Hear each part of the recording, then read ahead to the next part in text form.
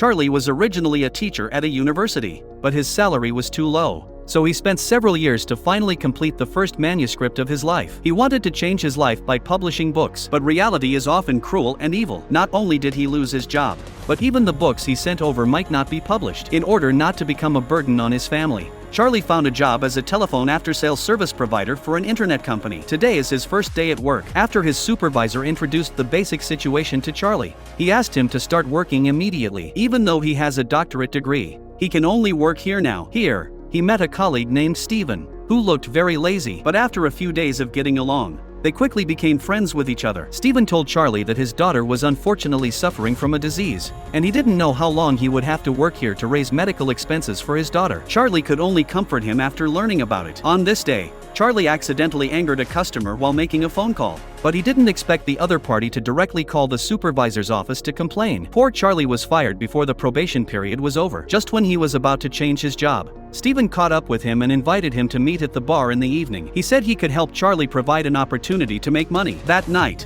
Steven said that he accidentally looked up the customer's online records in the database, and he found that a pastor had been browsing private websites for the past 3 months. Steven wanted to cooperate with Charlie to blackmail the other party. Because of the special identity of the pastor, the other party would definitely compromise. Charlie hurriedly refused after hearing this, and Steven pulled him to leave. He convinced Charlie that this was not a crime, and the pastor was the real crime. They just asked the other party for a commission to redeem the other party. But no matter what he said, Charlie still refused. Helpless Steven took out his daughter's photo again. He hoped that Charlie could help his seriously ill daughter, and they didn't need to use violence, and no one would be hurt. Soft-hearted Charlie finally agreed to him, and just when Steven told his plan, a woman suddenly appeared in front of Charlie. She greeted Steven enthusiastically, but Steven was embarrassed, as if wondering why this woman appeared here. Through their conversation, I learned that this woman was Steven's ex-girlfriend who he had just met for a short time.